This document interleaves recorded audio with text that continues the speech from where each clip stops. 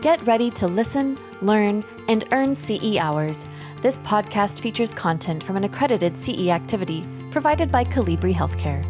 Visit elitelearning.com/podcasts for accreditation and disclosure statements and instructions on how you may be able to earn CE credits.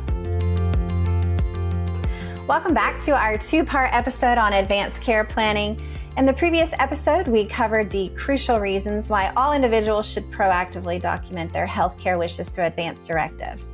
Our guest expert, Jane Markley, walked us through best practices for trying to facilitate these conversations and addressing some common misconceptions. So in this episode, we're going to talk about the collaborative aspects of ensuring an individual's care plan aligns with their values, their preferences, and their cultural traditions, even in the most complex situations. So we'll explore the importance of some cultural humility in advanced care planning and get examples of how to thoughtfully integrate into diverse backgrounds and customs when you are working through advanced directives. Jane, thank you for joining me for this second episode. No problem. I really want to start back with kind of what I ended with on episode 1. I really thought that you needed a lawyer in order to complete an advanced directive, but I just learned from you that we don't. Many people have that misconception. It's not surprising. Everybody knows they need to do a will, they need a lawyer, so they automatically assume that it's the same with an advanced directive. But advanced directives were made to be more easily available to the general public and more easily completed. There are many lawyers out there who do this very well. There are many lawyers out there who haven't got a clue. And as I've shared with you in the past, I said I have been at the bedside of people who have had a beautifully executed, I's dotted, T's crossed, everything looks gorgeous, advanced directive. And when you call the durable power of attorney for healthcare, you find out they didn't even know that their name was on the document, let alone having not had the conversations that were essential. And when that happens, you just don't have anybody. You might as well not have done the form at all because it's just not there. And that's the responsibility of the lawyer to make sure that people have that conversation with their loved ones. So yes, they can be helpful, but they aren't required. And that's why someone like me can work with people and get their advanced directives done. I don't sign them, but what we certainly did during COVID when we were working on this is we'd have a next door neighbor and everybody go out on the porch and pass paperwork back and forth and sign it. And basically what the person who is signing the document is doing, all they're doing is signing that the person whose name is on the document is the person who signed the document. They're not there to find out what kind of care you want or what kind of values you have. They don't even have to read it. What they have to do is verify that that is your signature.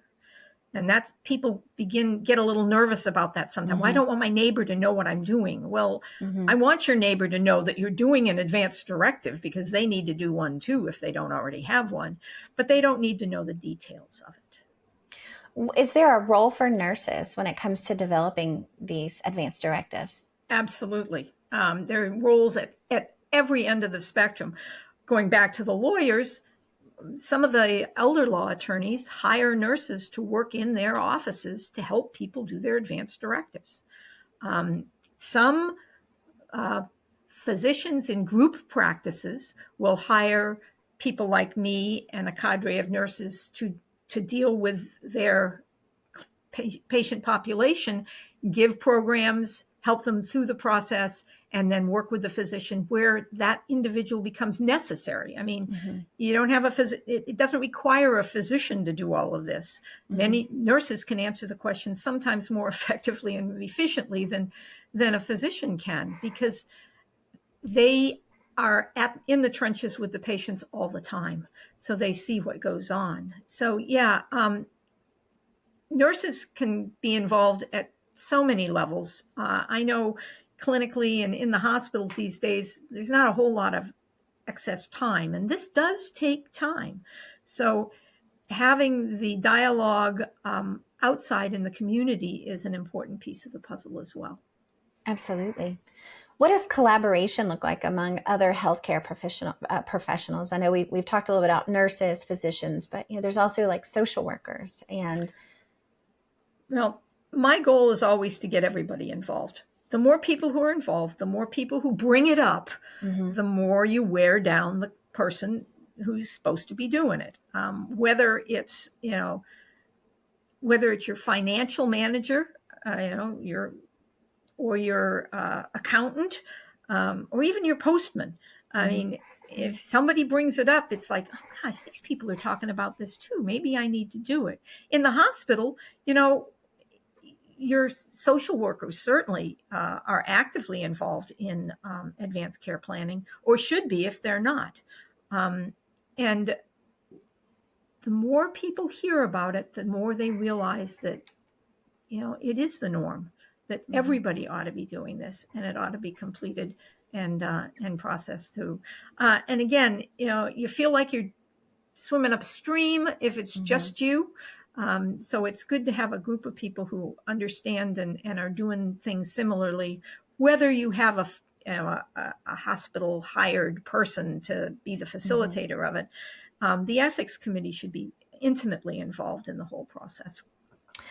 Can you share a specific example of a time when interdisciplinary collaboration was really essential when it came to ensuring that patients' wishes were honored? Well, it's very interesting because you have a team, of healthcare workers working with a patient, and the patient, they are just not getting along. I mean, it is just not working. They aren't. They each have their own opinion, and what happens is, I always encourage people, if you've got an issue and you just can't seem to meet up, contact the ethics committee. That's what they're there for. They're there to be the intermediaries when there's an ethical issue. And this is an ethical issue. If the patient wants this and the docs want this and the two are bumping heads, don't wait. And I tell the nursing staffs, don't let it wait. Bump it up. There is no reason that you as a nurse on the ward can't go to the ethics committee and say, I think we've got a little problem here. Can you give us a hand? It's not that anybody's at fault. It's just that everybody's coming from a different position. And bringing in a group like the ethics committee, where you've got multidisciplinary involvement, we found that most of the problems, when I was ethics chair at Bethesda back in the 80s, we found that most of the time when people asked the ethics committee, and the ethics committee would get involved, and we'd set up a little meeting with the appropriate parties, it was purely miscommunication. There wasn't anything diametrically horrible about what was going on. It was just they were each so involved from their own perspective, and the staff being very busy. This is not their only patient. Right. This interdisciplinary, almost 90% of the time, resolved the issue with one meeting. It just took taking a deep breath, saying, stop, let's look at all the facts and talk about it. Now, that doesn't happen 100% of the time. Nothing does. But but at least, they're there to, and anybody can ask for an ethics consult. I mean, it can be the grandmother of the patient. It doesn't have to be a staff member. It can be anyone. The patient, the family, the nurse, the social worker, the PT. It doesn't have to be. That's one of the misconceptions that I found at many facilities is that, well, the doctor has to ask for an ethics committee consult. No. Ethics is important across the board for everybody to be involved in. And sometimes people see it differently. the physician is seeing as an obstinate patient who just won't do what I want him to do. And then other people see it a little bit differently. And the patient is so confused that they're putting their heels in. So having people otherwise involved is extremely important, and interdisciplinary makes it work.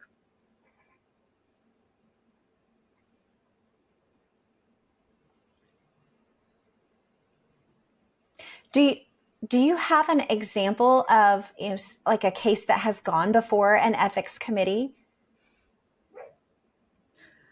Yes, I have several, but we had one lady who was obviously end of life, and she had made it very clear that she did not want to eat or drink, and she did not want any more care. She was ready to go. And this was in the days when we kept people in hospitals a lot longer than we do today. But her son showed up and went, as can happen, very obnoxious and very loud. And he wanted to know why we weren't feeding his mother, why we didn't put a tube in, why we didn't do X, Y, Z, all the other things. Well, that ended up being an ethics committee activity, because we needed to find a way to calm this man down, and we obviously weren't in a position to follow what he wanted done, because we had clear guidance from the patient. And he was not her durable power of attorney, and certainly wouldn't have even been available as a durable power of attorney because she was still conscious. But there was going to be a point at which she would no longer be, and fortunately he was not. She really didn't have any, but she'd been clear and had been well documented in the nursing notes and the physician's notes that this is what this woman wanted. But sitting down and working with this man and getting him to understand that putting food in through a feeding tube was going to cause more harm to his mother than it was going to cause good. And that took a while. Educating on a one-on-one basis is time consuming, but extremely important, because we certainly didn't, we were avoiding a litigation. We were avoiding trauma to the patient. We were providing for her autonomy, and making sure that she got what she wanted. And ultimately it worked out okay. It was painful in the process getting through it. Absolutely. And hard for the son to understand. Sure. My grandmother passed away. My brother's also, he's in the medical field. And so it was, kind of left to me and my brother to make some of these decisions. And, one of the things that I remember talking about with my brother was I had an issue with dehydration, like, I don't care if she has anything else. I just want a little bit of fluid going in, because for me, that was my struggle, and so that was something, but we talked about it and we knew, and that is definitely not as bad as trying to put a feeding tube down. And, it doesn't come with all of those risks, but sometimes we just have to find that balance in the care. Do you have some other examples of how you're finding the balance in the care? Wow. The one that pops to mind, and it's balance in care. It's another feeding issue. It's another food issue. We had a patient who, in military hospitals, it's unusual to have someone who has the same provider for 20 years, but in this case we did. And the man who was the patient had been with this provider for years. He had had cancer. He had been in and out, as he got older. And that physician knew that patient better than the patient knew himself, I think. And when he was a DNR, and he didn't want to eat or drink. He wanted to let nature take its course. And I can remember making rounds as a supervisor one evening and going into his room and seeing a brand new nurse, bless her.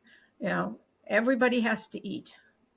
So she was trying to force feed Oh, him man. Yeah. at his great reluctance and great resistance as best as he could.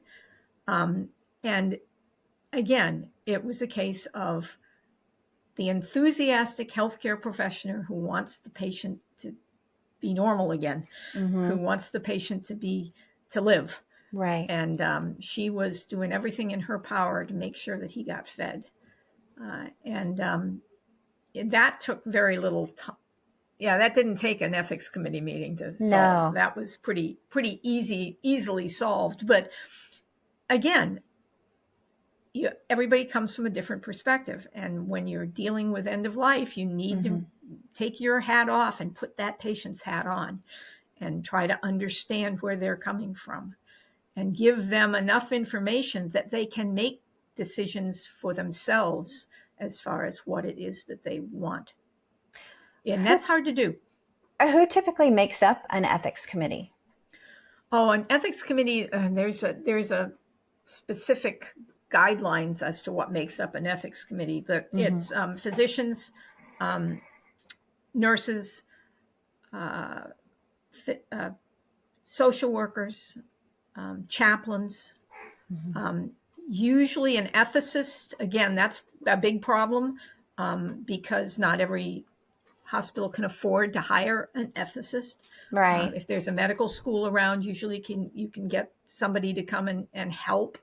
I mean, we've had radiation techs in our ethics committee. We've had, and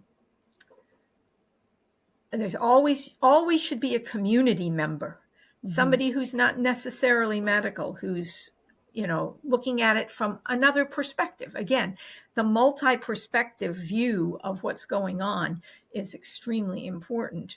And having somebody from the community can be very insightful. Absolutely. Now, we know that there's some cultural and religious differences. And so how do you approach advanced care planning in a culturally and religiously sensitive manner? Well, first, what I did with my training was to find out more about the different cultures that I might run into.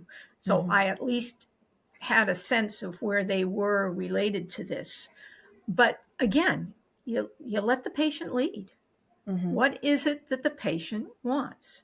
What are their basic beliefs and values? All going back to include the spiritual side of things. If they, many times, and one of the biggest challenges is when someone has, one of our patients was Japanese. And in this woman's culture, she didn't want to know anything. Really hard for nursing staff. Yeah. She wanted her son to know everything, and he made all of her decisions for her. And she made that very clear from the day one. Well, that's really hard for us to deal with because you want the patient to know, but she didn't want to know. So that's a good example of a cultural difference that causes disharmony sometimes within the staff because they don't know how to deal with it in that Because manner. we're taught autonomy. They're to make their own decisions, and they need to be informed and informed decisions. And so that really goes against the grain of our training. Absolutely. Absolutely. And I know of one physician who also had cancer and was dying of cancer. And she did not want to know. She turned everything over to her husband. And let me tell you, she was a palliative care physician. And she said, I don't need to know. He's the one taking care of me. Let him know. And those things are you're right, against our grain. Actually, patient. I had a patient in an ICU who was dying, and her family never told her. And that was really hard for me. Why did the patient not be told by the healthcare community? I was a new nurse. Sure. But that has always stuck with me because I remember I didn't actually take care of that patient. She wasn't, but she was in the room beside my patients. And I remember, the nurse going in and turning the machines off in their room, and the family was all around her with chairs, but she was never told Yeah. And that's goes so totally against what healthcare should be about and what advanced care planning is about. They need to, there are some people who don't want to know. And And maybe she that's their was one choice. of those that, had made a decision, but this was a small town, small community, and it was hard, and to know that the patient didn't know, because you help each other as nurses. You go into each other's rooms, you let them have lunch, so it's not like we weren't going in the room as well. And so I just remember being so torn with that situation. And you know what? She knew. She just, no one wanted to talk about it, so she didn't talk about it. Right. And that's the same with children. Children know they're dying when they get to that point. They know it. You don't have to tell them. And people don't want to tell the child, well, don't tell the parents either. It's everybody knows it's the elephant in the room, and it needs to be talked about at some level. Absolutely. Can you kind of give us an idea of some of the cultural and religious aspects of advanced care planning that we should be aware of, that we might run into more commonly? I think the thing is knowing what you don't know about an individual's religion, or it's not oddball religions we need to be thinking about. It's the difference between Jewish faith and their belief structure and the Catholics. I mean, there's many Catholics who think that advanced care planning isn't for them because they do everything at all cost. Well, if you talk to their priest, that isn't the way it's done. I mean, they can do advanced care planning, and they can not take treatment if it gets to the point where the treatment is too onerous for the individual. So they have an excellent guide, and so does the Jewish faith on, advanced care planning and how to do it within their faith base. And knowing those things are out there and utilizing them as a backup. 5 wishes is, well, last I knew it had 28 different languages. Oh, wow. That it's in. So you can look at the one in English and you can look beside it and it's in Hindi, or, a variety of different languages. Those are resources that are already out there and available. And you don't have to go to your translator and try to use that as a tool to communicate with your patients. You can use these tools that are already out there in the community. I know we have a lot of people coming into our country from like Mexico and from the Middle East. What are some things that we should know about as these populations grow in a lot of our areas in the U.S. for advanced care planning? Most of them have not had any exposure to it, particularly the Middle East. And taking it even further, Singapore has a law on their books as a country that says a doctor may not ask a patient for an advance directive. Oh, wow. Now, we're working really hard to get that changed. Yeah. All of my friends in Singapore have been working on that very diligently. But it's okay for the patient to give the doctor their advance directive, but they cannot ask for it legally. So those types of things are, again, how many times do you have a Singaporean as a patient? You don't. But they come with that as a cultural bias that, oh, the doctor can't ask me for this. I need to give it to somebody. And when we deal with training people in Singapore, you always want to, as a part of your advanced care planning training, you want to tell them, hey, you need to not only complete the document, get it signed, do everything, but then take it and give it to your doctor so he knows what you want, or she.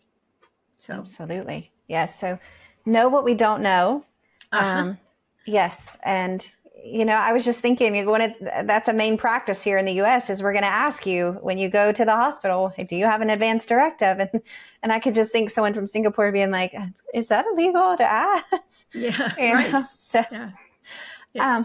Can you share some of the integrated cultural traditions and rituals and customs that you've kind of had to put into some of the advanced care plannings that you have worked on? To be honest, I can't think of any off the top of my head, because if the individual has cultural biases or cultural ways of doing things, and you approach it in the fact that this is your document, you talk about what's important to you, anything goes, guys. You can talk about, you want the shaman there at the end. You can talk about, I had one lady who wanted to go out into the wilderness and die in the woods in the snow, because that was how she believed that life should go.